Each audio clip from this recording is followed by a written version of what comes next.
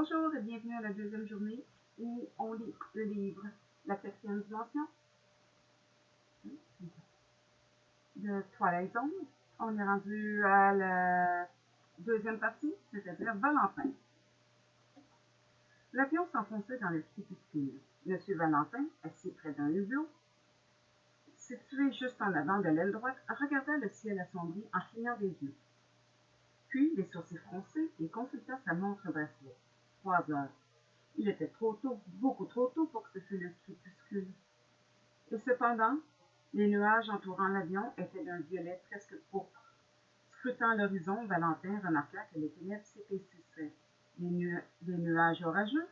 Oh non, pas un orage. Ce n'était pas possible, pas après qu'il eut vérifié les bulletins météo dans les journaux ce matin. Un ciel dégagé pendant tout le voyage. C'était ce que la carte promettait.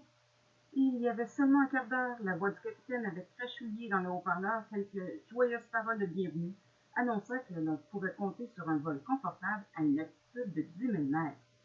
Désolé, capitaine, je n'aime pas votre altitude, et votre prédiction ne vaut que pour les oiseaux. S'il y avait des oiseaux. Mais les oiseaux sont trop malins pour s'aventurer à pareille altitude. Seul un imbécile peut prendre un tel risque. Et seul un fichu crétin peut être réconforté par un pilote obséquieux qui cherche à rassurer un public de passagers captifs.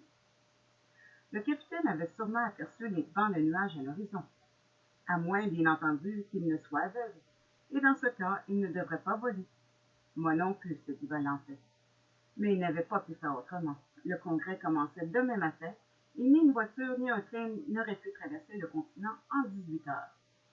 Il avait demandé une semaine de congé, avec l'idée de s'y rendre soit en automobile, soit par le chemin de fer. Mais le directeur de la production s'était hâté de repousser sa demande. Désolé, mais c'est impossible. Nous sommes à court de personnel en ce moment et vous avez ce boulot à terminer pour 4 heures avant de partir. Pourquoi perdre tout ce temps-là alors que vous pouvez prendre l'avion jeudi et profiter d'une bonne nuit de repos avant l'ouverture du congrès vendredi? Qu'est-ce qui ne vous plaît pas là-dedans? Ce qui ne me plaît pas, c'est que je crève de peur. Seulement ça, Valentin ne pouvait pas dire. Mon Dieu, il s'est écoulé 80 ans depuis que les frères Wright ont décollé à Kitty House, et personne n'a plus peur en avion. Un coup d'œil sur les occupants de la cabine suffit à confirmer la pensée de Valentin. Il y avait 2 hôtesses, l'une était très jeune et l'autre avait la trentaine. Debout près de l'office, elles bavardaient calmement, souriant, comme si elles n'avaient pas la moindre inquiétude. Mais bien sûr qu'elles étaient calmes. Même si elles ne l'avaient pas été, elles auraient eu l'air calmes. Cela faisait partie de leur métier. Les passagers aussi paraissaient calmes. La plupart avaient éteint leurs petites lampes et somnolaient. Dans l'un des sièges qui était devant lui, un homme énorme avait adopté la position fétale. Un gros bébé dont la tête s'appuyait contre le hublot. Près de lui, un jeune homme et une jeune femme avaient incliné leur fauteuil et s'étreignaient étroitement. Un couple plus âgé, de l'autre côté de l'allée, dormait sans se toucher, avec l'indifférence qu'engendre une longue association. Dans le siège, juste devant lui, une mère était assise à côté de sa petite fille, et son impassibilité formait un contraste frappant avec le frémissement de l'enfant qui ne cessait de gigoter. Personne ne semblait s'inquiéter du léger balancement de l'avion ou de la présence des nuages pourpres qui s'amoncelaient par-delà les hublots. Alors pourquoi se faisait-il de la bulle? Valentin se renfrogna. Ce n'était vraiment pas la peine d'essayer de se reposer. Avec ce qu'il ressentait, il était hors de question de dormir. Mais travailler serait peut-être une idée. Il leva le bras, alluma la petite lampe et abaissa la tablette. Fouillant à tâtons dans son porte-documents posé sur le siège libre à côté de lui, Valentin sortit ses outils de travail. Un bloc-notes, une calculatrice de poche et un manuel. Il ouvrit le livre à la page marquée par un signe et se concentra sur le tableau d'équations qu'elle présentait. Sortant un stylo habillé de sa poche de poitrine, il en dévissa le capuchon et tint la pointe suspendue au-dessus de la page blanche. Durant un instant, il fixa les lettres et les chiffres du manuel et découvrit que sa vue était brouillée. Valentin cligna des yeux, mais sa vision ne s'éclaircit pas. Ses pensées non plus. Comment un homme pouvait-il fixer son esprit sur des maths, se concentrer sur une idée abstraite dans une réalité menaçante? Et la réalité était tout autour de lui. La réalité du mouvement trépidant, la réalité des nuages orageux qui grossissaient de l'autre côté du hublot. Valentin posa son stylo et ferma le livre, mais il ne pouvait arrêter le cours de ses pensées. Il était peut-être temps de regarder la vérité en face. Pourquoi le fait de prendre l'avion le troublait-il autant? Quand avait commencé cette aversion exagérée pour les voyages aériens? Les annonces publicitaires en étaient-elles responsables? Même lorsqu'il était assis en sécurité chez lui, sans ceinture qui le retint son fauteuil confortable, il avait toujours éprouvé un vague malaise en entendant les louanges dithyrambiques des voyages aériens faits par son poste de télévision.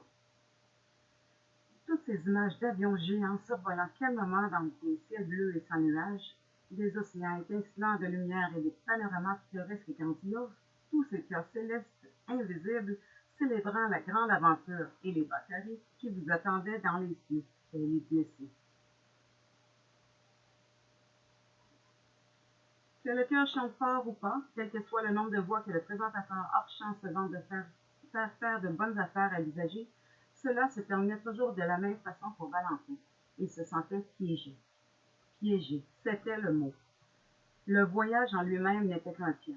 Il suffisait de partir. Vous étiez piégé dans un encombrement dès l'approche de l'aéroport. Piégé dans le labyrinthe des parcs de stationnement Cône. Piégé lorsque vous vous précipitiez en chancelant et en trébuchant vers le terminal, en traînant le fardeau encombrant de vos bagages. Piégé dans la file d'attente devant le comptoir des passagers. Piégé dans l'angoisse et l'appréhension lorsque vous y étiez. Vos billets étaient-ils en règle? Votre vol partirait-il à l'heure prévue? Pouviez-vous être certain, une fois que vous vous seriez présenté à l'enregistrement, que vos bagages seraient bien acheminés vers votre destination? Et puis, bien sûr, il y avait le passage contrôle de sécurité. Les rayons qui sondaient le contenu de vos bagages à main, c'était déjà pénible, mais le regard froid et soupçonneux du personnel de sécurité, c'était bien pire. Et puis, il y avait la longue marche vers la porte d'embarquement, le pénible cheminement dans un couloir aux murs blancs, sous l'éclat aveuglant de l'éclairage fluorescent. Le dernier kilomètre. Non, pire. Au moins, le condamné à mort pouvait-il espérer atteindre sa destination et franchir la petite porte verte sans obstacle. Mais dans un aéroport, le processus était bien différent. Une fois arrivé à la porte d'embarquement, vous faisiez de nouveau la queue en attendant qu'elle veuille bien s'ouvrir.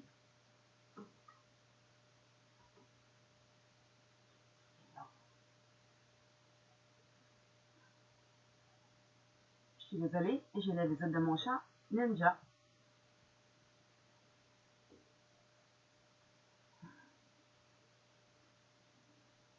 Couchez, Ninja, couchez.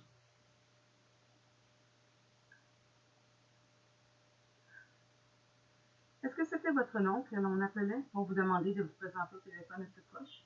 Votre vol allait-il être retardé d'une heure? Cette attente à la porte d'embarquement était toujours un supplice, et même si vous arriviez à ne tenir aucun compte des messages lancés au-dessus de votre tête, il n'y avait aucun moyen d'ignorer la présence de vos compagnons de prison. Valentin, lui, souhaitait d'ailleurs de tout cœur que ses passagers y fussent vraiment en prison. Peut-être jouait-il trop au petit délicat. Il préférait se dire qu'il n'était qu'un simple citoyen qui manquait du minimum normal d'instinct grégaire. Déjà.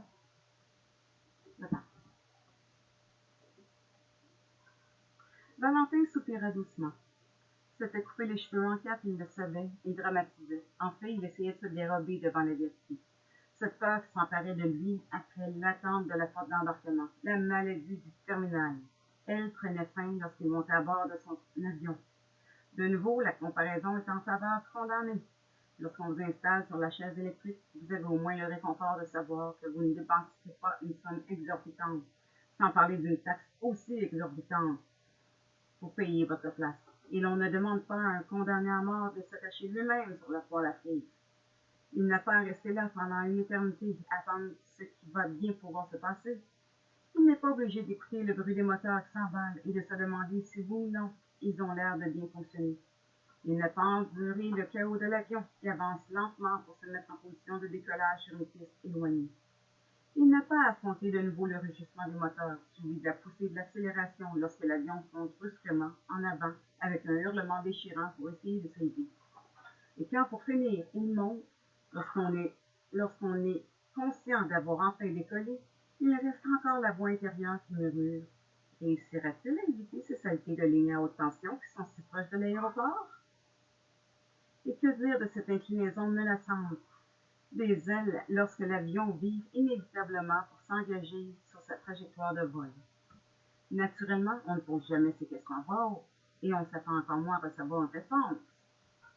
Attachez vos ceintures, redressez votre siège, éteignez votre cigarette, blablabla, bla bla, le masque à oxygène au-dessus de votre tête, blablabla, bla bla, la sortie de secours. Valentin aurait pu réciter presque par cœur ces formules standards de réconfort, ce qui était d'ailleurs inutile, elles étaient dénuées de toute signification. Combien de fois ce petit discours avait-il été débité avant le décollage, où l'avion n'avait pas évité les fils, ou les tours, ou le sommet de montagne, ou les flots de la mer? Valentin s'agita dans son fauteuil. À quoi bon perdre son temps à ressasser des pensées aussi morbides? Il avait déjà fait le chemin jusqu'à l'aérodrome. Il avait supporté la foule et le terminal, enduré l'épouvantables attentes et survécu au péril réel ou imaginaire du décollage. Alors pourquoi était-il aussi tendu? Puis il comprit. Ce n'était pas la peur du danger qui était cause de ces tremblements du corps et de l'esprit. Sa vraie terreur était provoquée par la conscience de son impuissance. Il était là, en train de voler confortablement à une altitude de 10 000 mètres. La phrase lumineuse « Attachez votre ceinture » s'était éteinte et les intoxiqués du tabac pouvaient de nouveau risquer le cancer du poumon.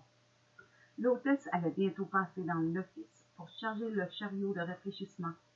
Et là-bas, au bout, derrière la porte close interdisant l'accès à l'avant de l'appareil, le pilote et son équipage étaient réunis devant le tableau de bord. L'était-il vraiment? Pour ce qu'il en savait, ils pouvaient bien être en train de discuter des parties de football de cet après-midi ou de leurs aventures en ville la veille au soir. Valentin aurait lu quelque part que les membres des équipages avaient interdiction de consommer de l'alcool ou de s'adonner à toute autre forme de dissipation 24 heures avant un départ en mission. Mais comment être certain qu'ils avaient respecté ces instructions? Il y avait aussi ces déclarations rassurantes émanant du service des relations publiques, affirmant que tout le personnel volant devait subir régulièrement des bilans de santé. Mais encore une fois, il fallait tenir compte des facteurs aléatoires et imprévisibles.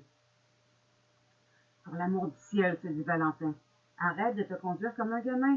Essaie de penser à autre chose. Ce qu'il fit. Il pensa au trou d'air, au bourrasque de vent qui pouvait soudain envelopper l'avion, sans crier gaffe et le précipiter vers sa destruction. Il pensa au cisaillement de l'ouragan qui froisse les ailes et transforme des avions géants en insectes impuissants, incapables de résister aux assauts d'une tempête. Valentin cligna des yeux et se redressa brusquement en apercevant du coin de l'œil une zébrure verte qui balafra le ciel derrière le hublot. Un éclair. Il ne s'était pas trompé. Il y avait bien eu un orage devant eux. Seulement, il n'était plus devant. C'était eux qui étaient en plein dedans.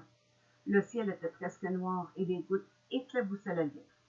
L'avion fit une embardée qui souleva le cœur de Valentin. Baissant les yeux, il s'aperçut qu'il agrippait qu'il s'agrippait des deux mains aux accoudoirs de son siège. Les articulations de ses doigts étaient blanches. Comme il détestait cette phrase employée à tort et à travers. Mais ses articulations étaient blanches, et il était sacrément sûr que son visage était en train de tourner au vert. Se tenait son assuré, tandis que l'avion et son estomac se tordaient en cœur. Valentin lâcha ses accoudoirs et ramassa les objets posés sur la tablette pour les ranger dans son porte-documents. Il rabattit la tablette et il la fixa au dossier du siège devant lui, puis il se dirigea vers les toilettes. Les deux hôtesses étaient maintenant dans l'office et ni l'une ni l'autre ne le remarquèrent tandis qu'il passait devant elle et entrait dans les toilettes qui se trouvaient sur sa gauche. La cabine était petite et sombre et ressemblait à un cercueil que l'on aurait mis debout. Mais quand la porte se referma derrière lui, la lumière fluorescente s'alluma en tremblotant. Valentin se retrouva face au miroir suspendu au-dessus du lavabo. Ses pires craintes se trouvèrent confirmées. Son visage était verdâtre. Il regarda fixement son reflet, lut la terreur qui se reflétait dans ses yeux, confronté ainsi lui-même. Il comprit ce qui l'angoissait. L'horreur ultime n'était pas tant l'impuissance à laquelle il était réduit, ni la peur de voler, c'était la peur de tomber. Dieu sait d'où cela venait, quand cela avait commencé, probablement dans son enfance.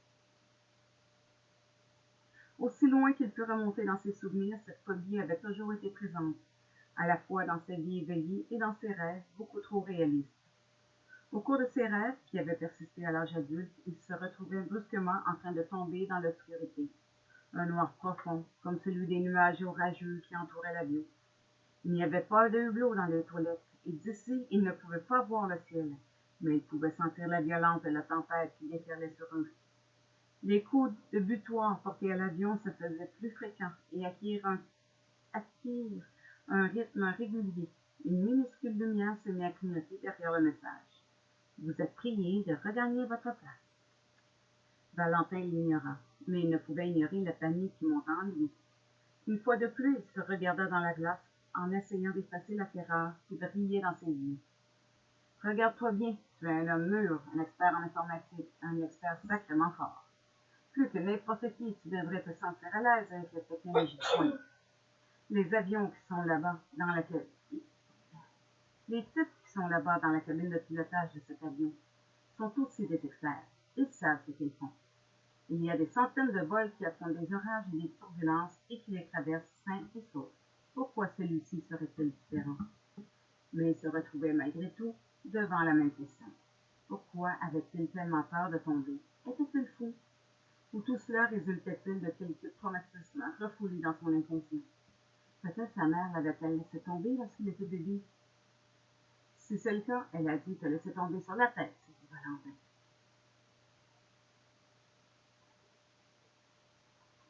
L'avion fut de nouveau embardé et Valentin sentit ses boyaux réagir par solidarité.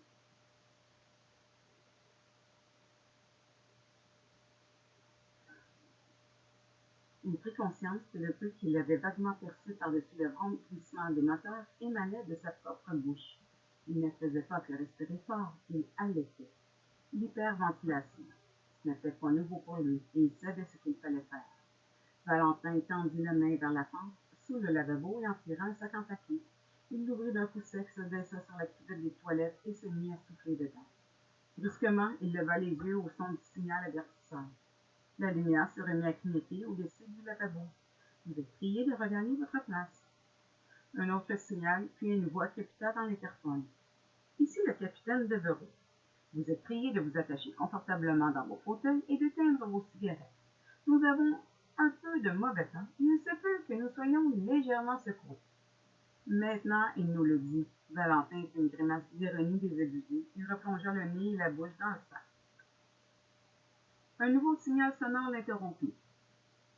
Cette fois, c'était la voix d'une hôtesse qui sortait du haut-parleur. Nous suspendons momentanément le service en vol. Nous reviendrons nous occuper de ceux d'entre vous qui attendent encore un rafraîchissement quand nous aurons traversé la zone de turbulence. Qu'elles aillent se faire foutre avec leur rafraîchissement. Valentin se leva de nouveau le sac, mais arrêta son mouvement en l'entendant frapper à la porte des toilettes. La voix étouffée d'une hôtesse lui parvint faiblement. Nous vous prions de bien vouloir regagner votre place dès que possible. Valentin ouvrit la bouche pour répondre, mais rien n'en sortit, qu'un halètement rauque. L'avion se cabra brutalement. Le coude droit de Valentin heurta violemment le rebord du lavabo. Mais les coups contre la porte étaient, eux, encore plus violents. De nouveau, il entendit la voix de l'hôtesse. « Hé, vous m'entendez? Ouh! » Valentin ignora délibérément et les coups et la voix. Il enfouit son visage dans les plis du sac, grand ouvert, et se concentra pour rythmer son souffle. Durant un moment béni de silence de l'autre côté de la porte, il réussit à reprendre le contrôle de sa respiration. Puis, on recommença à frapper. Une série de petits coups secs et saccadés. La voix, devenue stridente qui les accompagnait, insista. « Monsieur Valentin? Puis-je quelque chose pour vous, Monsieur Valentin? » Cette fois, Valentin réussit à répondre. « Juste un moment, ça va, je vais sortir. » Il se leva et resta vacillé devant le miroir. Il avait meilleure mine. Le reflet verdâtre avait disparu, mais il se sentait encore faible. La voix de l'hôtesse lui parvint de nouveau à travers la porte. « Je vais vous aider à regagner votre place. »« Un moment, » cria Valentin, « juste un moment. » Le temps de prendre une décision, se dit Valentin. À regret, il plongea la main dans la poche gauche de sa veste et en sortit une petite boîte à pilules en plastique. Tripotant maladroitement le fermoir, il l'ouvrit et en versant le contenu dans sa pompe. 2 Valium bleus et une Dramamine. À contempler les comprimés, sa résolution s'affermit. Il savait à quoi s'attendre s'il avalait tous les 3. Mais diable, il valait mieux se transformer en zombie que d'être victime d'une crise cardiaque. Il respirait à fond, puis engloutit les pilules. Tirant un gobelet en carton du distributeur mural, il le remplit d'eau pour les faire descendre. Tout en avalant, il regarda de nouveau dans la glace. Le sol de l'avion se déroba sous ses pieds et l'image dans le miroir se déforma pour accompagner sa propre grimace. Il gémit, ferma les yeux, se retourna et manœuvra gauchement le loquet de la porte. Lorsqu'elle s'ouvrit, ses yeux firent de même. Il présenta à l'hôtesse qui l'attendait une apparence parfaitement calme. Mais à son expression, il devina qu'elle n'était pas Dieu. Il reconnut à son sourire cet air qui voulait dire « J'ai déjà vu cela des centaines de fois. » « Je sais ce que vous éprouvez, monsieur Valentin. » Sa voix s'imposait avec douceur par-dessus le fondissement torturé des moteurs. Des tas de gens sont inquiets quand il y a un peu de mauvais temps. Essayez seulement de vous rappeler que statistiquement, il est moins dangereux d'être en l'air qu'au sol. Vous êtes plus en sécurité ici que dans votre salle de bain. Je me sens bien, lui dit-il, tout à fait bien. L'avion se cabra de nouveau et brusquement, Valentin perdit l'équilibre et tomba sur l'hôtesse. Quand il sentit ses seins aux rondeurs bien galbées, il s'immobilisa puis recula en tout peur.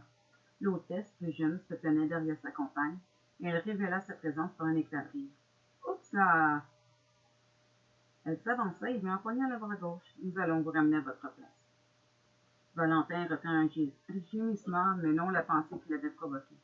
« Seigneur, elle me traite comme un sac de pommes de terre. On croirait que j'ai 90 ans. » Si seulement ces sacrés comprimés voulaient bien commencer à agir, je parie que bientôt je vais me sentir comme si je n'avais pas plus de 80 ans.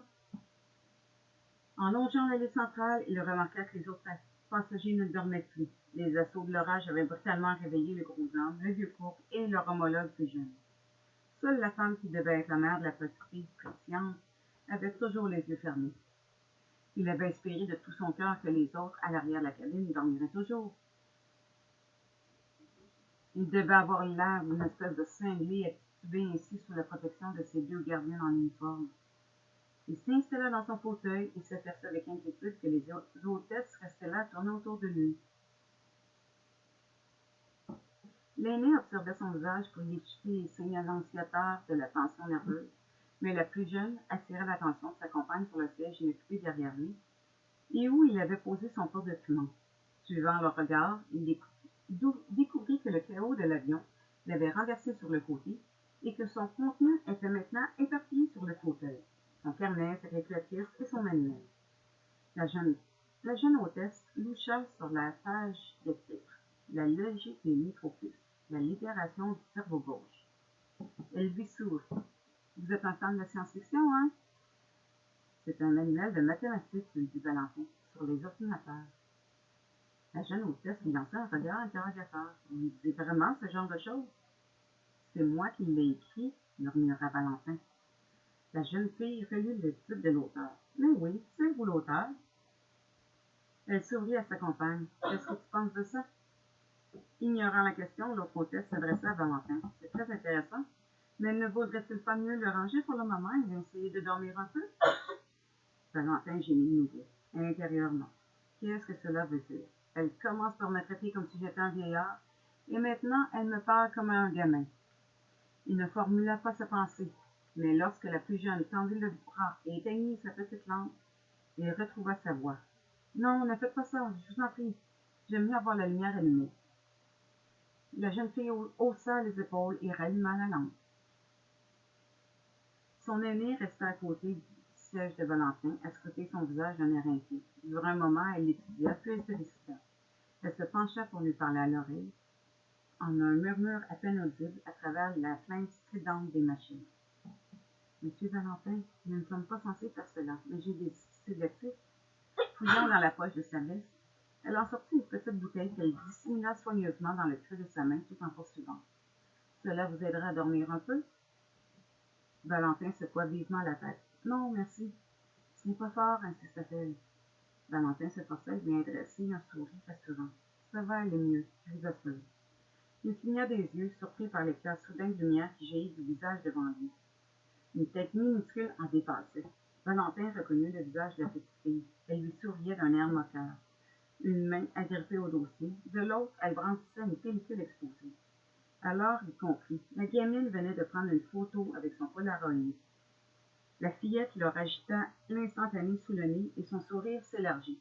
« Ce sera 4 $, dit-elle. « Pardon? » L'hôtesse la regarda avec un froncement de sourcils perplexe. « Je blague, pourquoi la petite fille? »« Allons, dit l'hôtesse en s'avançant pour la prendre par le bras. « Assez de photos comme ça. Tu devrais être attaché dans ton fauteuil à côté de ta maman. » Valentin la regardait réinstaller la gamine, qui protestait dans le siège voisin de sa mère assoupie, de l'autre côté de la lit. À contre-cœur, l'enfant attacha sa ceinture de sécurité sous le regard attentif de l'hôtesse, qui revint ensuite à Valentin. « Je m'appelle Suzanne St. John. Si vous avez besoin de quelque chose, n'hésitez pas à m'appeler. » Valentin secoua négativement la tête en se forçant à sourire. « Merci, mais ne vous inquiétez pas, je vais bien maintenant, je vous assure. » L'hôtesse hocha la tête et s'en alla. Son départ laissa l'allée vide et la tête de la fillette assise juste de l'autre côté apparut soudain. Ce visage restait impassible, mais le pantin le scrutait avec un vilain sourire oblique. Une poupée vêtue d'une veste rayée et d'un chapeau de paille, une poupée qui avait la tête de W.C. Fields.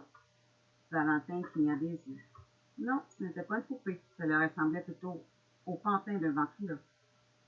Seigneur, c'était déjà assez pénible avec tous ces gens qui l'observaient sans avoir à supporter en plus le regard d'un pantin, et ce fichu sourire était de trop.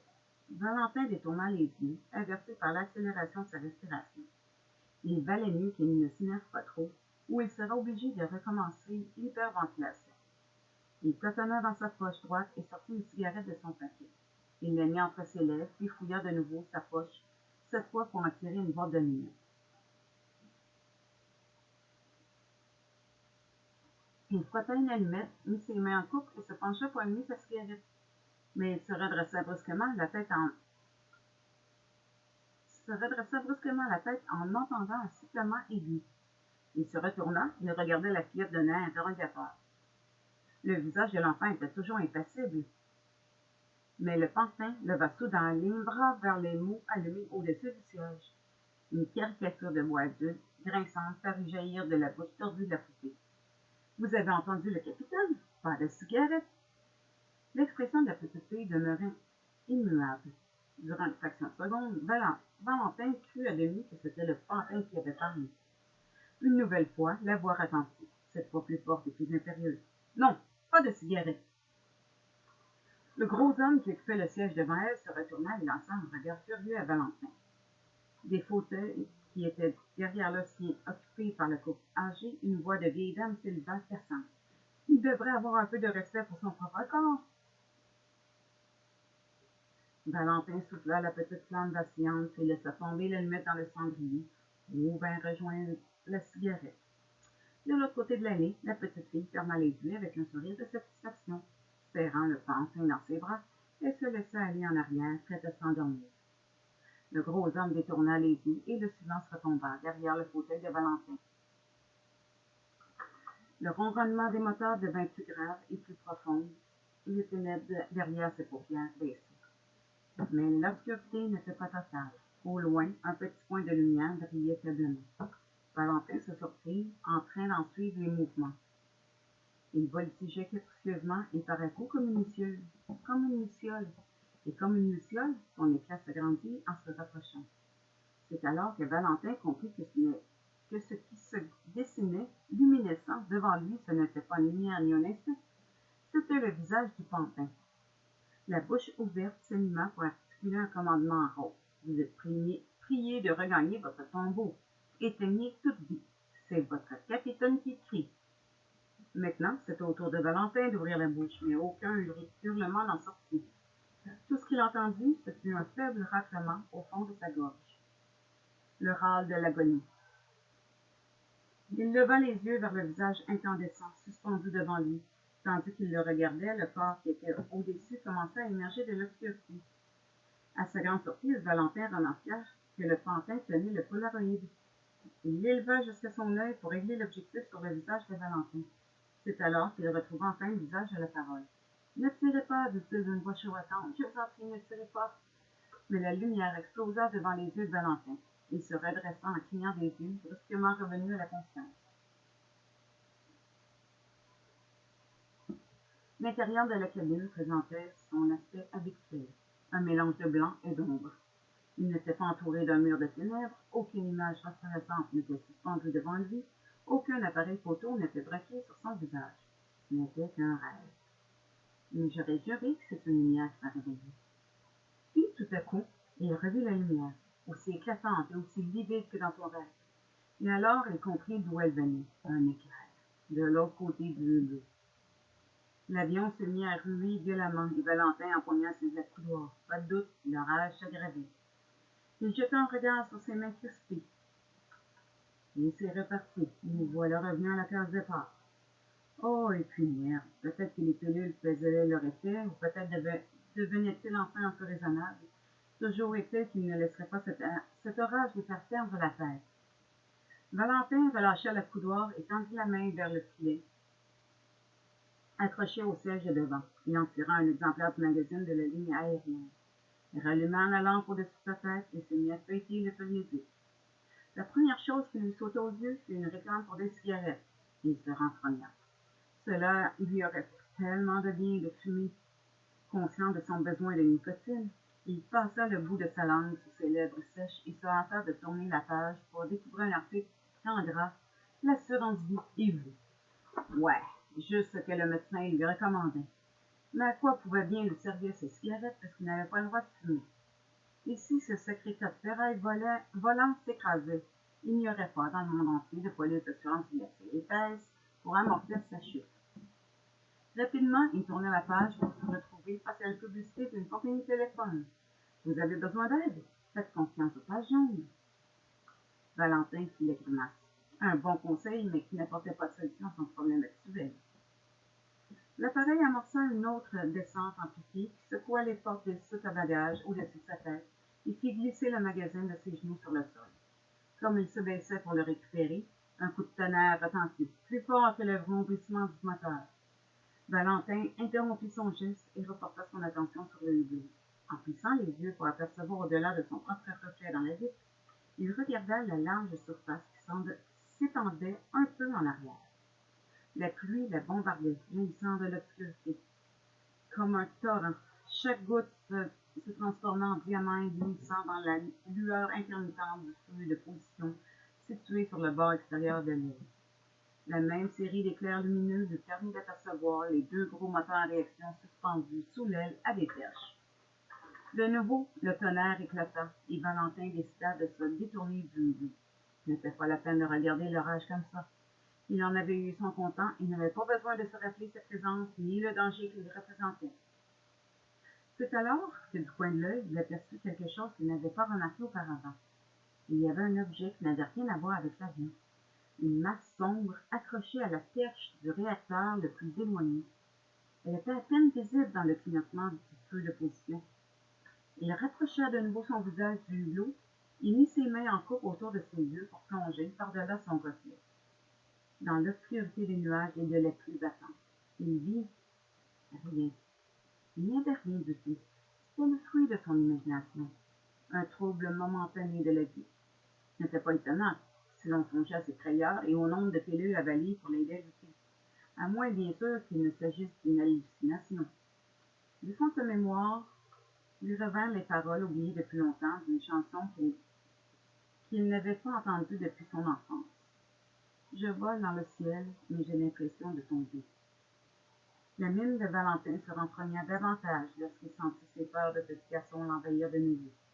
Il se frotta les yeux et jeta encore une fois un coup d'œil par le hublot pour y chercher une dernière confirmation. Et c'était là de nouveau, cette forme sombre accrochée à la perche du réacteur. Il se tordit le cou pour essayer d'avoir une meilleure vue par le hublot du siège qui était derrière lui. Comme pour lui faciliter les choses, un éclair éblouissant zébra le ciel. À sa lueur fugitive, il obtint la vision améliorée qu'il souhaitait. Était-ce une meilleure image? Non. Elle était pire, bien pire. À la lueur verdâtre de l'éclair, il ne la vit que trop nettement, la silhouette nue et simiesque d'un homme assis à quelques portions sur le moteur réaction. Puis la vision s'évanouit dans les ténèbres de l'orage. De nouveau, le tonnerre gronda. Et un éclair vert cingla le ciel, et Valentin aperçut les bras tendus du monstre. Au même moment, l'avion dévia brusquement de sa trajectoire, et la tête de Valentin vint heurter le bord du hublot. Pendant un quart de seconde, il ferma involontairement les yeux en réaction au choc, puis il se força à les rouvrir et à regarder fixement dehors. La flamme d'un courant électrique courait le long de l'aile. À cheval sur le moteur situé à l'extérieur du fuselage, la grotesque silhouette se tourna vers Valentin. Son visage argenté était déformé par un sourire grimaçant. « Oh mon Dieu! » Valentin se rejeta en arrière, et son cri résonna dans l'espace confiné de la cabine. « Il y a quelque chose là dehors, je l'ai vu! » S'il avait voulu attirer l'attention, son hurlement obtint des résultats immédiats. Tandis que de tous côtés, les passagers regardaient d'un air perplexe dans cette direction, la plus âgée des hôtesses se précipita dans l'allée centrale. Elle s'arrêta à côté de lui et se pencha d'un air plein de sollicitude. « Ça ne va pas? » « Et comment? » Valentin s'obligea à parler bien qu'il claquait des dents. « C'est un homme! Il y a un homme là, dehors, sur l'aile! » Les visages qui l'entouraient exprimèrent différentes réactions, de la stupéfaction et de l'étonnement à l'incrédulité. L'hôtesse risqua un timide sourire de réconfort, mais du siège qui était derrière lui lui parvint la voix stridente de la vieille dame. « Oui, je l'ai vu, il est ouvert et visqueux. » Elle ajouta en claquettant. « C'est mon premier mari! » Le vieil homme assis à côté d'elle, il grogna, prenant un air de défi. « Si c'est lui qui est là, c'est toi qui l'y as poussé. » L'hôtesse s'avança rapidement vers les rangées, derrière le fauteuil de Valentin. Bien qu'elle se tînt hors de son champ de vision, il l'entendit clairement. « Avez-vous vraiment vu quelque chose dehors? » La vieille dame répondit. Bien sûr que non. Un homme sur l'aile de l'appareil. Quelle rigolade! Une autre zébrure de lumière verdâtre explosa par-delà le hublot de Valentin. Il pressa rapidement son visage contre la vitre avant que l'éclair ne s'évanouît dans les ténèbres. Juste à temps pour que son dernier clignotement révélât la surface de l'aile et les deux moteurs fixés à son extrémité. La silhouette avait disparu. Plongé dans l'obscurité extérieure, Valentin cligna des yeux sur le rythme des prépositions. Durant un moment, il les observa dans un silence stupéfait. Puis il se retourna pour découvrir que l'hôtesse le regardait encore d'un air interrogateur. Valentin expliqua. « Il y a eu un éclair. Tout d'abord, j'ai cru qu'il y avait un animal alors, un chien ou un chat. Puis j'ai compris qu'il s'agissait d'un homme. Peut-être un mécanicien coincé là au moment du décollage. » Secoua la tête. « Bon Dieu, comment tout ça peut se vivre? L'air est raréfié, le vent souffle en rafale, si froid, et il est nu. » De nouveau, secoua la tête en soupirant. « Je sais que cela paraît impossible. » L'hôtesse hocha la tête avec compassion. Il se dit qu'elle ne voulait très probablement pas le contrarier, mais dans l'état où il se trouvait, tout témoignage d'intérêt était le bienvenu. Brusquement, l'hôtesse plus jeune apparut à côté de sa compagne et lui tendit le gobelet de carton qu'elle tenait à la main. « Tenez, dit-elle. » Valentin prit la tasse et y jeta un regard soupçonneux. « Qu'est-ce que c'est? » La jeune fille sourit. « Juste un peu de lait chaud. »« Vous êtes sûr qu'il n'y a rien d'autre là-dedans? » Elle secoua négativement la tête. Mais sa compagne ressortit le flacon à pilule de la poche de sa veste. Cette fois, elle n'attendit pas de lui demander son avis. Dévissant le couvercle, elle versa 2 comprimés dans le creux de sa main et les lui tendit. « Je crois vraiment que vous devriez les prendre. Cela fera du bien. » Valentin hésita. Conscient du regard plein d'espoir des 2 hôtesses, conscient aussi que les passagers des sièges avant le regardaient et attendaient. Il devinait ce qu'ils pensaient. « Regarde ce Camille-là derrière. Qu'est-ce que tu crois qu'il va faire? » L'air était frais dans la cabine, mais Valentin sentait ses joues brûlées d'une rougeur subite. Ses yeux se remplirent de larmes. Tant bien que mal, il réussit à s'ouvrir. « Je vous en prie, excusez-moi. C'est complètement idiot ce que j'ai eu. » Incapable de terminer sa phrase, il avala les pilules pour cacher son embarras et les glissait avec une gorgée d'eau. Naturellement, il ne pouvait s'attendre que les médicaments fassent effet immédiatement. Mais le simple fait de l'avoir absorbé parut diminuer sa nervosité. Il leva les yeux vers ses anges gardiens. Il gloussa doucement. « Sapristi, quand j'ai une hallucination, c'est quelque chose, hein? Un homme nu en train de ramper sur l'aile d'un 707 en pleine tempête à 10 000 mètres d'altitude? Non, mais vous vous rendez compte? Avec un sourire de soulagement, l'aînée des hôtesses leva les bras pour ouvrir le compartiment au-dessus du siège et en sortit une couverture. Elle la déplia rapidement, la posa sur les genoux de Valentin et l'aborda tandis qu'il buvait une autre gorgée de lait. Ne vous sentez pas gêné, lui dit-elle. Essayez seulement de vous détendre et de faire un petit somme. Nous allons bientôt sortir de cette zone de propulence. Merci, dit Valentin. Il tendit la tasse vide. Il lui sourit de nouveau. C'est drôle, hein, les trucs que notre imagination nous fait croire. Comment peut-on voir des choses qui n'existent pas? Mais tout en parlant, il apercevait quelque chose qui à l'évidence existait. En regardant derrière l'hôtesse, il voyait nettement sa jeune compagne, au bout de l'allée, devant l'entrée ouverte du poste de pilotage, en grande conversation avec un homme en uniforme qui était probablement le copilote. L'homme jeta un coup d'œil vers Valentin, puis il hocha la tête et rentra dans le poste. Tandis que la porte se refermait derrière lui, l'hôtesse disparut dans la nuit.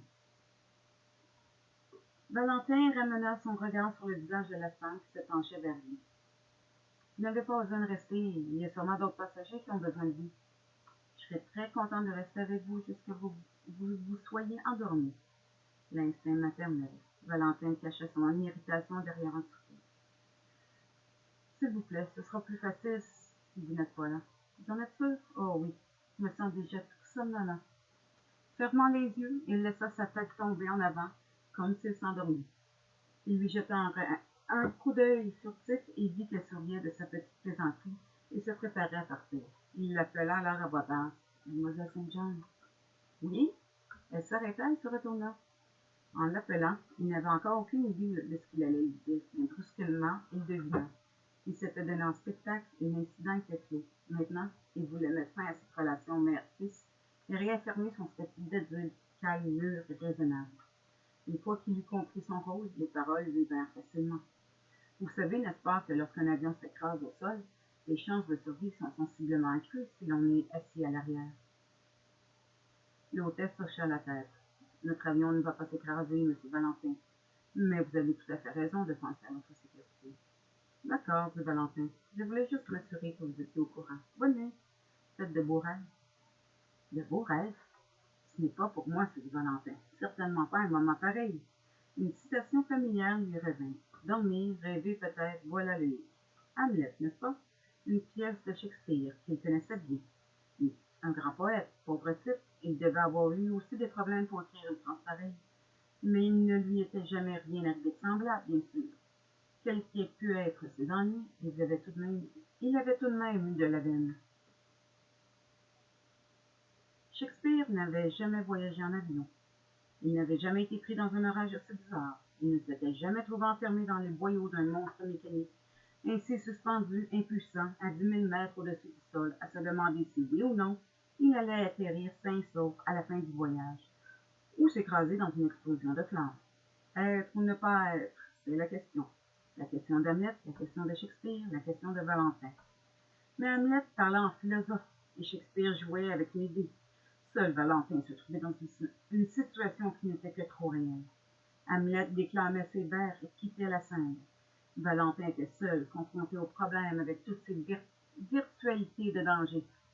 Seul dans un ciel secoué par l'orage, seul avec sa peur.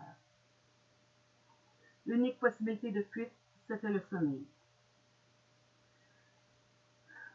Il se rencogna dans son siège. Il valait mieux qu'il prît un peu de repos, qu'il laissât au médicament la chance d'agir. Combien de comprimés avait-il pris? Valentin ne s'en souvenait plus. Il savait seulement qu'il en avait avalé plus qu'il n'était nécessaire. S'il essayait de marcher un peu, avec tous ses calmants dans l'estomac, il tituberait assurément. Mais il n'avait pas envie de marcher. Et à bien y réfléchir, il n'avait pas envie de dormir non plus, car il risquait de rêver. Il valait mieux se contenter de se reposer et se détendre, pour surmonter l'orage. Pas de rêve, plus d'hallucinations. En fermant les yeux, il essaya de fermer aussi son esprit, mais les pensées s'insinuaient en rampant, les hallucinations. Pouvait-il être absolument certain que c'était la bonne explication? D'après le message du capitaine, transmis au début du vol, le ciel était clair. Puis l'orage était arrivé, bien réel.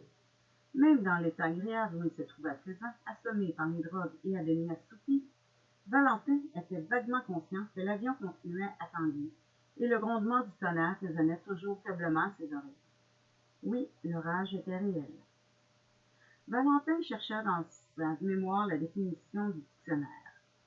Fabulation, production imaginaire de l'esprit à la réalité de laquelle on croit. Mais comment un esprit capable de retenir la définition d'un dictionnaire pouvait-il aussi engendrer une création imaginaire aussi horrible? Une monstruosité nue à l'aspect humain chevauchant l'aile d'un avion, par une nuit d'orage, comme une sorcière à califourchon sur son manche à balai. Les sorcières n'existaient pas, Valentin le savait, et personne ne se déplaçait à cheval sur un manche à balai, même par temps clair. Mais le ciel, clair ou nuageux, serein ou troublé par l'orage, avait d'étranges secrets. Un autre souvenir lui traversa l'esprit, laissant dans son sillage un tremblement de terreur. Le triangle des Bermudes. Combien d'articles avait-il lu sur cette mystérieuse et vaste étendue d'océan, où des centaines de navires avaient, au cours des siècles, disparu sans laisser de traces, où des milliers de voyageurs s'étaient évanouis inexplicablement et agités. Depuis ces dernières années, on ne pouvait compter les avions qui avaient décollé pour des vols de routine et qui étaient tombés dans l'oubli, et pas seulement les monoplaces. Parmi ceux qui ne revenaient pas, on remarquait d'énormes appareils de ligne régulières. Même des avions militaires s'étaient envolés quelque part dans ce vaste morceau de ciel pour rencontrer la mort au-dessus du triangle. Valentin se rappelait vaguement l'étrange histoire d'une escadrille de la Navy qui était partie des côtes de la Floride pour un vol d'instruction et qui avait disparu après avoir signalé par appel radio phonétique que les pilotes avaient perdu leur position. Lorsque les émissions s'étaient tues, on avait envoyé un appareil à leur secours, un gros avion transportant un équipage de 14 membres, et lui aussi s'était évanoui dans le ciel vide. Mais le ciel était-il vide? Personne ne le sait. Et à vrai dire, il y a encore des centaines de milliers de kilomètres carrés de la surface de la Terre, des jungles impénétrables dissimulés par les brumes, et des terres polaires à jamais gelées qui restent inexplorées. Et les océans, mugissant sur 70% du globe, n'ont pas encore livré aux hommes leur secret émergé. Pendant des années, des dizaines de milliers de navires à voile ont traversé sains et saufs le triangle des Bermudes. Des dizaines de milliers d'avions ont parcouru leur route aérienne sans incident. Mais le fait demeure tout de même. De nombreux bateaux ont sombré dans ces profondeurs humides et froides. De nombreux avions ont plongé de ces ciels endeuillés dans l'oubli. Il existe beaucoup d'endroits où des dangers semblables menacent. Des voyageurs, en mer ou dans les airs, ont rencontré un destin inexplicable dans des dizaines d'autres régions du globe. Et les savants sont encore déconcertés par la présence de phénomènes inexplicables qui se produisent dans certains pays où le compas refuse de fonctionner, où les causes naturelles ont des conséquences surnaturelles et où même les lois de la gravitation semblent suspendues. Qu'est-ce qu'ils ont proposé comme explication? Valentin essaya de se remémorer quelque chose qu'il avait lu sur les champs de force électromagnétiques. Une phrase drôlement bien formulée, mais qui n'expliquait pas grand-chose. Je dis les érudits. Les érudits croyaient que l'air autour d'eux était rempli de présences invisibles. Aujourd'hui, ils nous disent qu'il est saturé de perturbations électriques invisibles. Mais personne n'en sait rien, réellement. Pendant qu'ils discutent, des navires et des avions et des voyageurs continuent à disparaître au cours de leur déplacement. Valentin évoqua soudain l'image d'un groupe de théologiens du Moyen-Âge en train de discuter chaudement sur le nombre d'anges qui pouvaient danser sur la pointe d'une épingle. Puis cette vision fut remplacée par l'épouvantable image du monstre ricanant qu'il avait entreaperçu sur l'aile de l'avion. On ne croit plus à de telles entités, et pourtant la religion les tient encore pour réelles. C'est étrange, non? En dépit des prétendus progrès de la science contemporaine, les croyances religieuses demeurent les mêmes. Cependant, personne n'a jamais vu d'ange, aucun être humain n'a jamais vu de démon, sauf lui. Valentin frissonna involontairement, s'enfonçant un peu plus dans son siège. Il gardait les yeux fermés, mais l'image mentale lui apparut de nouveau. L'image insensée de l'apparition ricanante et grotesque, à califourchon sur le réacteur de l'aile, les yeux enflammés de feu, du feu même de l'enfer. la bouche grande ouverte, révélant une langue fourchue, dardée entre les crocs jaunards. Le monstre se mit à ramper sur l'île, avança peu à peu vers lui, puis se redressa et vit qu'il passe de l'autre côté du hublot. Ses mains tendues se terminaient par des griffes cruelles, prêtes à déchirer et à arracher. Sa bouche garnie de crocs s'ouvrait plus largement en une horrible expression d'avidité. Dans un instant, le monstre allait sauter et briser le vitre. Ses griffes allaient l'empaler, ses crocs déchirer sa chair palpitante. Il était si proche de lui maintenant que Valentin sentait la puanteur de charogne de son souffle. Il vit les muscles noués de sa gorge se soulever au rythme du tonnerre assourdissant. Du tonnerre. Valentin ouvrit les yeux en prenant conscience de l'origine du bruit qu'il entendait. Il comprit aussi que sa vision n'était que l'instant de paroxysme d'un cauchemar. Mais le tonnerre était réel, ainsi que les palpitations de son cœur, presque audibles malgré les grandissements de la cabine de l'avion en train de piquer du nez. Il se redressa sur son siège et tourna la tête pour regarder le stade baissé du hublot.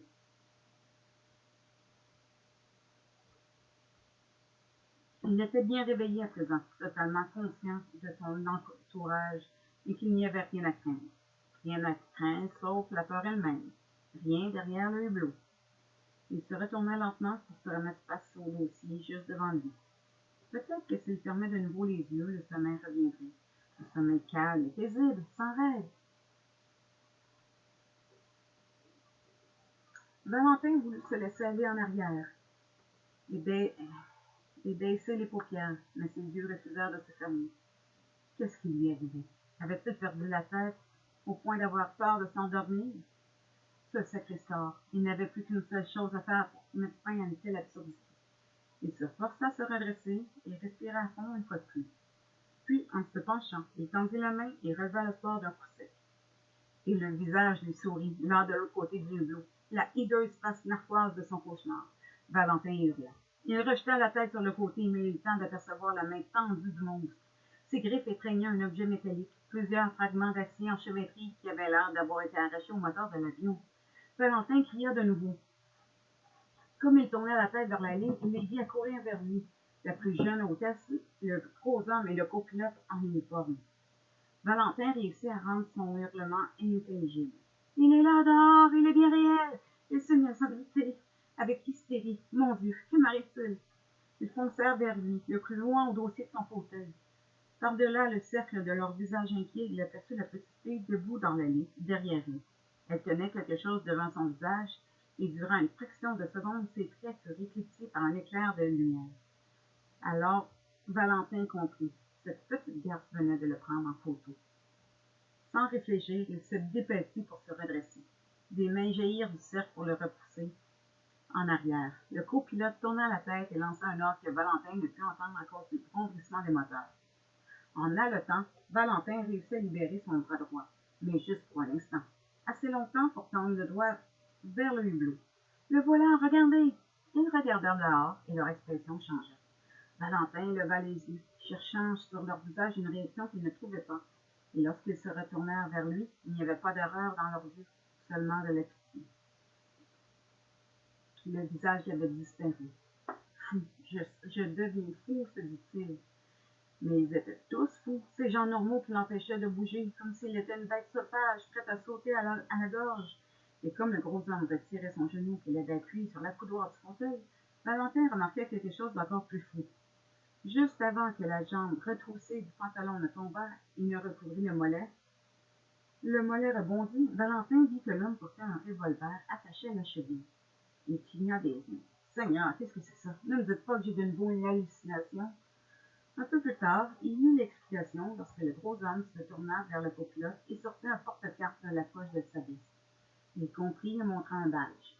« Police de l'air. » Le copilote hocha la tête. « Une bonne chose que vous soyez là. » Valentin se détendit un peu. Au moins, la présence de l'arme s'expliquait. Sa réalité lui prouvait qu'elle n'était pas si fou que ça. L'hôtesse la plus âgée arriva. Il s'aperçut qu'elle avançait en tenant la main droite cachée derrière son dos. Valentin frémit intérieurement. Mon Dieu, allait-elle encore le bourrer de pilules? Le copilote se retourna pour jeter un coup d'œil sur les passagers rassemblés derrière lui dans l'allée, l'air inquiet. Il leur dit avec une calme autorité. « Je voudrais que vous retourniez tous à vos places, s'il vous plaît. J'aimerais parler seul à seul avec M. Valentin. » Il fit un signe de tête à l'autre hôtesse, qui s'éloigna hors du champ de vision de Valentin pour amener les curieux à l'arrière de l'appareil. Mais la petite fille resta derrière l'hôtesse, plus âgée. Elle regardait les yeux écarquillés, ce que Mademoiselle St. John dissimulait derrière son dos. « Des menottes! » s'exclama-t-elle, « c'est super! » Valentin leva les yeux bouleversés et l'hôtesse ramena sa main droite devant elle, abandonnant toute velléité de dissimuler le fait. Les menottes en acier se balancèrent devant lui, miroitant à la lumière de sa petite lampe, mais ses yeux ne quittèrent pas le visage de la femme. Elle rougit sous son regard accusateur et prit une expression de contrition mêlée d'inquiétude. De l'autre côté de l'allée, le gros policier se laissa tomber dans le siège qu'occupait auparavant la fillette. Par extraordinaire, la mère de l'enfant avait réussi à rester endormie malgré toute cette confusion. Mais elle s'éveilla alors et regardant, en clignant des yeux, les menottes que tenait l'hôtesse puis sa petite fille debout à côté d'elle. Elle donna un coup de coude au gros homme en disant « On va pas mettre ça à ma gamine? Qu'est-ce qu'elle a fait encore? » L'homme se tourna vers elle et entreprit de lui chuchoter des explications. Puis Valentin perdit le couple de vue lorsque le copilote se pencha sur lui et baissa doucement le sport. « Voyons, dit-il à voix basse, qu'est-ce qui ne va pas? »« Rien du tout, lui répondit Valentin, je suis désolé d'avoir crié. » Durant un instant, il hésita, se demanda s'il pouvait se confier au copilote. Puis ses yeux dévièrent sur les menottes que l'hôtesse tenait devant elle, ce qui lui ôta ses doutes. Il ne pouvait pas se fier à eux, et eux ne lui faisaient sûrement pas confiance. Ce serait idiot d'essayer de leur dire la vérité. Ils ne le croiraient certainement pas. Il valait mieux entrer dans leur jeu. « J'ai eu un cauchemar, dit-il. » Le copilote hocha la tête. « Je sais bien, monsieur Valentin. Mais mettez-vous à ma place. Cet avion affronte un violent orage. Il n'y a aucun danger, mais franchement, cela suffit largement à m'occuper. Et voilà que j'ai un passager qui agit d'une manière irrationnelle et qui menace la sécurité de mon appareil. Je n'ai plus qu'une alternative. Ou vous ne me causez plus d'ennui, et je fais oublier ce qui s'est passé, ou bien je demande à l'officier de police qui est ici de vous passer les menottes. » Il fit une pause pour laisser le message porter. « Qu'allez-vous faire, monsieur Valentin? » Valentin hésita avant de répondre. Il scruta les visages qui étaient devant lui, lisant l'interrogation dans les yeux du copilote, l'inquiétude dans ceux de l'hôtesse et l'excitation allègre dans ceux de la petite fille. Non, il ne pouvait pas se permettre de dire la vérité. Pas toute la vérité, n'importe comment. Mais il devait, d'une manière ou d'une autre, leur faire sentir le péril qu'ils couraient. Prenant une profonde inspiration, il dit avec précipitation « Je vais être franc avec vous. Être suspendu ainsi à 10 000 mètres d'altitude au cœur d'un orage, sans rien pour me soutenir, cela m'épouvante. De l'autre côté, la raison me dit que je n'ai rien à craindre. Si les choses étaient normales, nous pourrions nous en tirer un verre. L'ennui, c'est que les circonstances ne sont pas normales. Vous le savez et je le sais. Nous avons un pépin. Et si nous ne tenons pas compte de ce fait, nous allons tous mourir. » Quel fait? Le copilote se renfrogna. De quoi parlez-vous? L'un de vos moteurs ne tourne pas rond. Le froncement de sourcils du copilote s'accentua. Que voulez-vous dire? Il ne fonctionne pas. Quel moteur? Valentin croisa son regard. Le moteur auxiliaire numéro 1. Le copilote et l'hôtesse échangèrent un regard inquiet. Puis l'homme en uniforme se pencha vers Valentin et lui dit à voix basse « Comment le savez-vous? » « Je le sais, un point c'est tout. Ne me demandez pas comment. » D'accord, monsieur Valentin.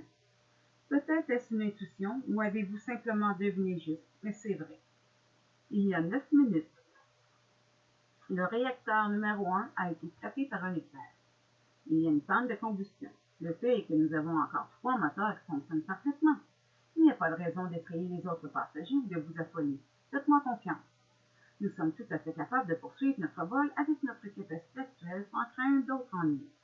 Il consulta sa montre. Je pense que nous allons atterrir dans 20 minutes. Alors c'est bien ça, se dit Valentin.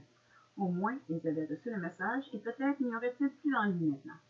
Tout ce qu'ils pouvaient faire, c'était espérer que l'équipage se montrerait à la hauteur. S'il en disait plus long, cela ne ferait qu'empirer les choses. Il leva les yeux vers le copilote et lui sourit. « Merci pour vos explications. Ce que vous dites se tient, et bien sûr, je vous promets de ne plus vous causer d'ennui. » Tandis que le copilote hocha la tête, l'avion tangua. Durant une seconde, Valentin perdit son sang-froid.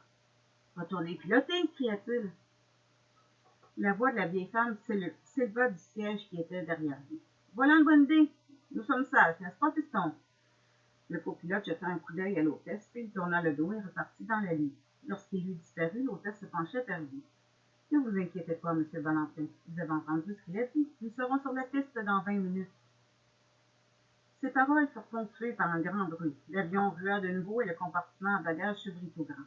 Elle leva les bras pour le refermer, mais l'autre violente embardée la projeta en arrière de l'autre côté de la lit, et elle tomba sur les genoux du gros policier. Presque au même moment, 3 autres compartiments à bagages s'ouvrirent. La porte d'un placard situé à côté de l'office fit de même. Une bouteille à l'oxygène en dégringola et se mit à rouler dans la lit.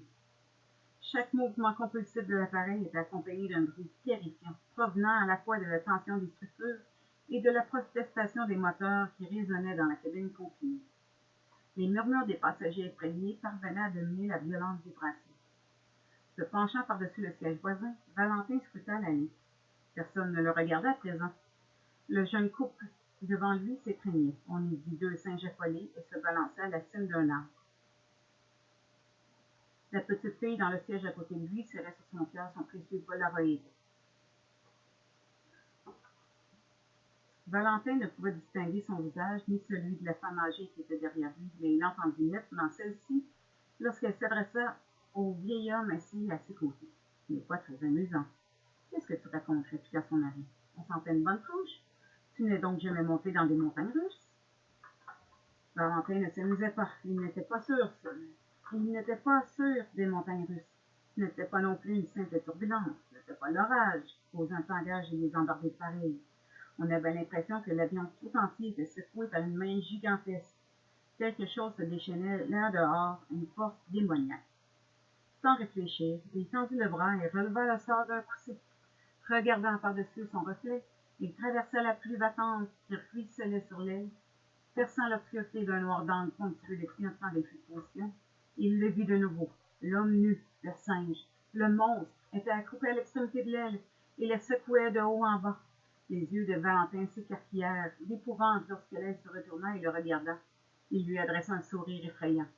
Valentin rejeta la tête en arrière, cherchant un réconfort dans la réalité.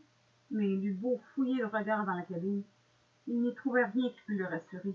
Luttant pour garder son équilibre dans cette accélération de balancement de l'appareil, le jeune couple s'étreignait toujours. La petite fille serrait son appareil photo et se cramponnait aussi à la coudoir de l'autre main. De l'autre côté de l'allée, le policier se tenait le dos voûté, la tête penchée, ses lèvres décolorées remuaient tandis qu'il tortillait dans ses doigts les grains d'un chapelet. Il récitait son rosaire.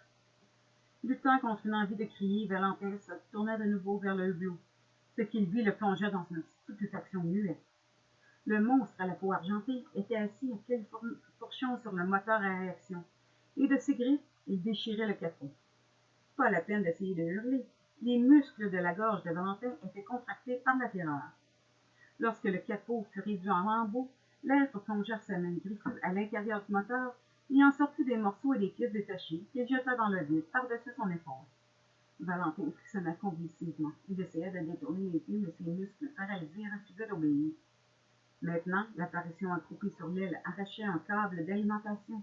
Le carburant jaillit en un nuage de gouttelettes, comme l'eau d'un tuyau d'arrosage. Le monstre se pencha et fourra l'extrémité du câble entre ses lèvres avides. Mon Dieu, il va le boire! Rassemblant toutes ses forces, Valentin se rejeta en arrière et fit face une fois de plus à l'intérieur de la cabine. Une autre émotion l'attendait. La petite fille se tenait dans la lit à côté de lui, se balançant pour garder son équilibre, et elle braquait son Polaroid sur lui. « Ne fais pas ça! » cria Valentin. « Donne-le-moi! » Il allongea le bras et lui arracha l'appareil photo. Puis il se retourna vers le hublot, leva le Polaroid et regarda dans le visage jusqu'à ce qu'il aperçût la silhouette de l'autre côté de la vitre. L'appareil cliqueta. Il en détacha le morceau de pellicule exposé, puis il le tint à la hauteur de ses yeux, attendant avec impatience que la photo se révélât. Espèce de salmec. « Rends-moi mon appareil !» L'enfant saisit le Polaroid qu'il tenait dans l'autre main. Valentin ne fit aucun effort pour lui résister. Tandis qu'il s'éloignait, il attendit avec angoisse, regardant l'image apparaître sur la pellicule. Petit à petit se dessinait une forme indistincte, encore impossible à déchiffrer. L'avion fit une brusque embardée. Tenant la photo entre ses doigts, Valentin se retourna en hâte pour regarder encore par le hublot. Le monstre avait changé de position. Durant un instant, Valentin aperçut un renflement entre ses omoplates, comme si l'être avait une bosse dans le dos. Mais il n'eut pas le temps de s'assurer ce que c'était. Le démon se penchait sur le bord de la perche du moteur et se mit à jeter des fragments du moteur de rechange. dans l'ouverture de la turbine qu'il y eut un bruit de protestation dans la nuit. Le monstre leva les yeux vers Valentin avec un sourire moqueur, puis laissa tomber d'autres morceaux de métal dans l'ouverture. L'avion se débattit violemment. Valentin laissa tomber la photo. Peu importait cette foutue photo. Si on n'arrêtait pas ce monstre, on allait détruire un autre moteur. Et alors, quelque chose vint heurter la base du siège de Valentin. Il baissa les yeux et vit la bouteille d'oxygène rouler dans l'allée. Il la ramassa et visant le hublot, il l'abattit sur le plexiglas. Alors, il retrouva sa voix pour crier. « Ce n'est pas une hallucination, il y a quelque chose dehors! » Le policier plongea depuis l'autre côté de l'allée centrale pour le tirer loin de la fenêtre. Ils tombèrent à la renverse et Valentin lâcha la bouteille d'oxygène. Durant un instant, les deux hommes luttèrent, mais le gros homme, malgré son poids, ne pouvait rien contre Valentin, dont la terreur décuplait les forces. Désespérément, il libéra sa main droite et sortit, d'un geste vif, le revolver de l'étui de la cheville du policier. Il se précipita en avant, leva l'arme, visa le hublot et tira. La vitre se brisa, et tandis que la cabine se décompressait, l'air fut aspiré irrésistiblement en dehors. Les magazines, des tasses en plastique et des serviettes de table se mirent à tourbillonner frénétiquement. Les masques à oxygène tombèrent du plafond, se balançant et se tordant comme des serpents. La violence de l'implosion aspira Valentin à mi-corps à travers le hublot. Le gros homme l'attrapa par les jambes et se cramponna de toutes ses forces. Un vent glacial lui sauta au visage, remplissant ses narines d'un feu gelé et l'aveugla à moitié par sa brutalité. Dans l'allée centrale derrière eux, l'hôtesse la plus âgée chancela et tomba. Les assiettes et les couverts dégringolèrent des étagères de l'office. Au milieu des cris noyés par le bruit du vent, un coup sourd résonna lorsque le module du projecteur de cinéma descendit du plafond et que le film se mit en route de lui-même. Tandis que l'écran se balançait d'avant en arrière, le projecteur commença à scintiller. Valentin ne vit rien de tout cela. Toujours sorti à mi-corps du hublot, luttant contre le souffle du vent, tandis que le gros homme se cramponnait frénétiquement à ses jambes, il regardait fixement le monstre installé sur l'île. Celui-ci se tourna vers lui en souriant. « Mon Dieu, il va se jeter sur moi. » Rassemblant le peu de force qui lui restait, Valentin leva le revolver, qu'il n'avait pas lâché, et tira. La balle s'enfonça dans l'estomac du monstre. En un geste plein de désinvolture, l'être arracha le projectile de sa chair comme on ôte un insecte gênant. Puis il porta la balle à sa bouche béante et il l'avala. Il se mit à avancer sur l'aile vers Valentin. Ce dernier appuya une nouvelle fois sur la détente, et encore, les griffes du monstre, tellement rapides qu'elles étaient presque invisibles, saisissaient les balles au vol comme des mouches et il les enfournait en continuant à avancer. Valentin appuya encore sur la détente, bien après avoir compris qu'il n'avait plus de balles. Lorsqu'il releva les yeux, la face du monde se dressait devant lui avec un sourire menaçant. Il darda une patte griffue et Valentin sentit des serres cruelles se refermer sur son poignet. Puis le monstre relâcha son étreinte et saisit le revolver. Portant l'arme à sa bouche, le monstre se mit à mâchonner le canon, le mordillant morceau par morceau, comme un enfant qui croque un sucre d'orge. À ce moment, une brillante lueur venue d'en bas vint embrasser son visage. Il baissa les yeux et Valentin suivit son regard.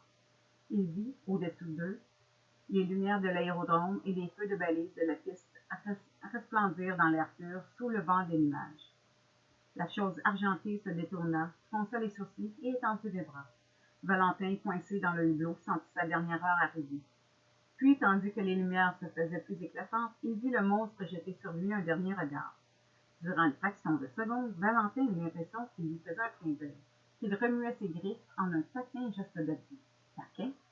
Tout cela n'avait-il été qu'un jeu? Le monstre lui tourna le dos et Valentin vit la bosse entre ses épaules s'étendre brusquement et se déployer en deux ailes palmées. L'être recula, les ailes largement étendues, puis il plongea dans le vide et disparut dans les nuits. C'est alors que Valentin s'évanouit.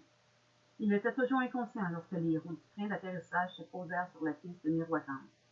Il ne vit ni n'entendit les passagers échanger des propos tout excités lorsqu'ils franchirent en titubant à la queue leu le terminal d'arrivée. Il n'eut pas conscience qu'on le tirait à l'abri dans la cabine, tandis que l'avion effectuait sa descente. Et il ne s'éveilla même pas lorsque l'équipe médicale arriva pour le sortir de la carlingue et le poussa jusqu'à l'ambulance. Il ne vit jamais le cliché qu'il avait pris, et cela va peut-être mieux pour lui. C'est l'hôtesse la plus âgée qui le ramassa parmi les débris éparpillés sur le sol de la cabine et qui contempla l'image de Valentin. Il avait photographié son propre reflet dans la vitre. Valentin ne vit pas non plus les moteurs fumants et les chiquetés autour desquels se rassemblait l'équipe au sol. L'un des mécaniciens s'approchant en faisant une grimace. « Dis donc, qu'est-ce qui a fait ça? » Puis lui et les autres reculèrent précipitamment. La perche intérieure céda avec un grincement strident et le moteur tomba sur la piste. Le mécanicien aux sourcils froncés secoua la tête. Puis, levant les yeux vers le ciel, il posa l'ultime question. Qu'est-ce qui a bien pu se passer là-haut? Personne ne répondit. Le crépuscule envahissait le ciel vide. L'était-il vraiment? Et voilà, c'était la deuxième partie de la 4e dimension, Twilight Zone. C'était la partie de Valentin. Revenez demain, on va lire la 3e partie, l'histoire de Hélène. Bonne journée!